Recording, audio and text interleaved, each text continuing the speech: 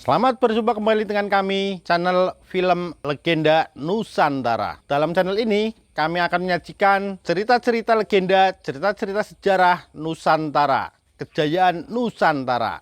Semoga kita semua akan menyadari bahwa negara kita, Nusantara, adalah negara yang sangat luar biasa. Salam NKRI. Kidung Senja di Mataram bagian 52. Cinta asmara antara pria dan wanita memang suatu perasaan yang amat ajaib dan penuh rahasia. Perasaan cinta asmara merupakan suatu perpaduan dari segala macam perasaan. Di situ terkandung nafsu berahi yang membuat seorang ingin selalu berhubungan dan melampiaskan nafsu berahinya kepada orang yang dicintainya. Di situ terkandung perasaan sayang seperti kepada seorang sahabat terbaik yang membuat seseorang ingin selalu berdekatan dan bergaul dengan orang yang dicinta. Terkandung pula perasaan kasih seorang anak terhadap orang tuanya yang membuat seseorang ingin diperhatikan, dimanja dan dibela oleh orang yang dicintanya. Juga mengandung kasih sayang seseorang terhadap anaknya sehingga membuat dia merasa sayang dan iba kepada orang yang dicintanya, menimbulkan keinginan untuk melindungi, memanjakan dan menghiburnya. Juga mengandung perasaan sayang seseorang terhadap sesuatu yang disukai dan dibanggakan, yang dianggapnya menjadi sumber segala kebahagiaan, membuat dia ingin menguasai, memiliki, memonopoli dan timbullah perasaan cemburu. Terkadang pula suatu dorongan naluri yang membuat kedua orang itu saling tertarik, daya tarik antar jenis kelamin yang sudah merupakan suatu kewajaran, yang terdapat dalam kehidupan seluruh makhluk di alam maya pada ini, dari yang terbesar sampai yang terkecil. Daya tarik antara jenis kelamin yang berlawanan sebagai sarana perkembangbiakan nafsu mendorong kita untuk mengejar sesuatu, mengingatkan sesuatu. Dan kalau ada keinginan, ada pengejaran, berarti ada pilihan. Yang dikejar dan diinginkan itu sudah pasti yang dianggap baik dan menyenangkan, yang dijauhi tentu yang dianggap tidak baik dan menyusahkan. Di dalam nafsu terkandung baik buruk, suka benci, senang susah dan segala yang dui muka. Oleh karena itu, tidak mengherankan kalau hasil pengejaran itu pun bersifat dui muka. Untung atau rugi, memuaskan atau mengecewakan. Demikian pula dengan cinta asmara. Karena mengandung sifat dui muka, maka tidaklah abadi, pasti ada suka atau dukanya, selalu cinta asmara seperti itu mendatangkan senang dan susah, puas dan kecewa, tawa dan tangis. Selagi termenung dan tenggelam dalam bermacam-macam perasaan, tiba-tiba Mawarsih mendengar orang berkidung. Suara ayahnya. Ayahnya menembang ngocopat, seperti biasa kalau ayahnya sedang terganggu perasaan atau pikirannya. Ia dapat menduga bahwa ayahnya gelisah karena memikirkan dirinya, memikirkan urusan perjodohannya. Dan untuk menghibur dan menenangkan diri kalau sedang risau ayahnya selalu menembang, seperti yang didengarnya saat itu. Ia pun mendengarkan ketika ayahnya menembang dengan kidung pangkur. Hardaning Kang Poncodrio, pan kuoso amagreh kanang diri, angrubido merih tan tulus, saget rumesep ing tias amiluto ing drio amrih kepencut, anilepken kawaspadan. Lir tiang ningali ringgit. Perangsangan panca indera, menguasai diri pribadi, menghalangi agar kita jatuh, dapat meresap ke sanubari, mempengaruhi jiwa agar terpikat, melenyapkan kewaspadaan, laksana orang nonton wayang kulit. Mendengar kidung itu, Mawarsih tersenyum dan termenung. Ia masih ingat bahwa tembang itu merupakan bagian dari serat Arjuna Wiwoho hasil karya tulisan Empu Kanwo di zaman bertahtanya Sang Prabu Airlangga. Kisah wayang yang menceritakan tentang Sang Arjuna melakukan tapa brata dan tembang itu merupakan bagian ketika Sang Arjuna berwawancara dengan Resi Padio. Ia tersenyum.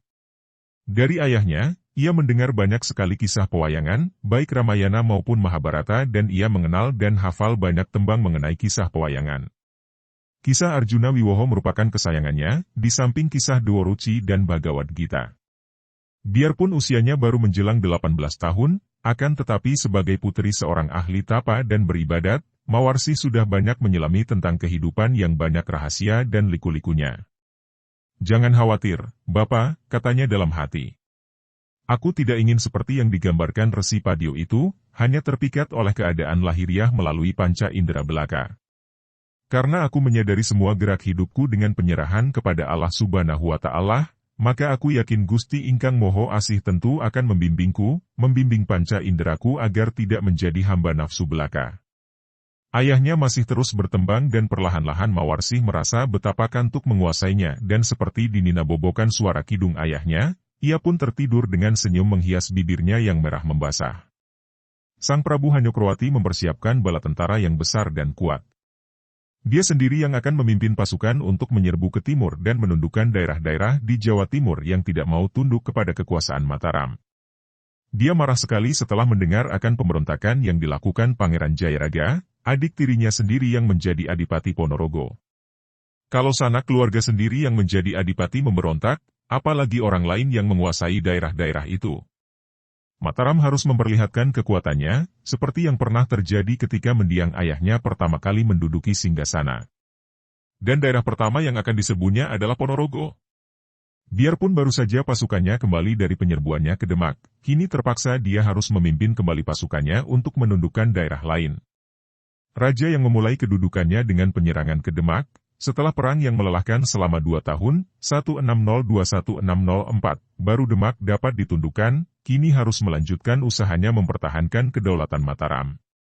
Para senopati dikerahkan, dan tidak ketinggalan Ki Sinduening, juga Nurseta mendapatkan tugas untuk menyerbu Ponorogo, sedangkan Sang Prabu Hanyokroati memimpin pasukan.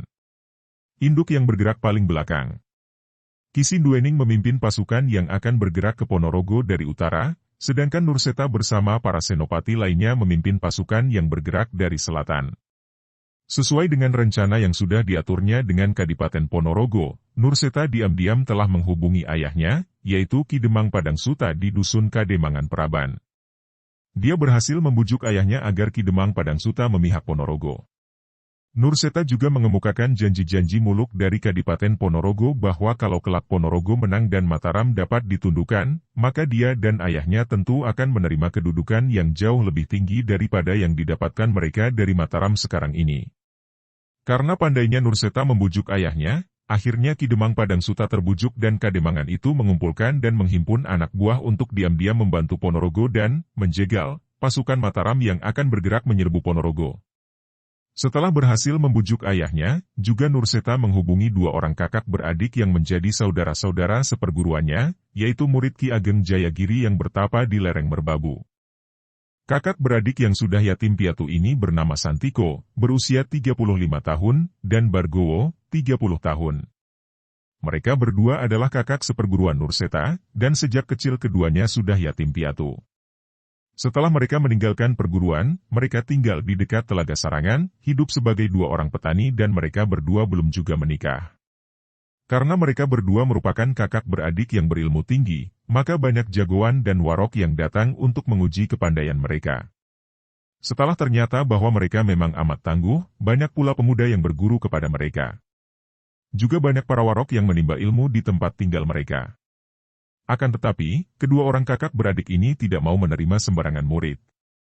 Mereka meneliti agar jangan sampai mereka menurunkan ilmu kepada orang-orang jahat. Maka, para jagoan dan warok yang menjadi pengikut mereka adalah para warok yang berjiwa pendekar, bukan mereka yang termasuk golongan hitam atau golongan sesat.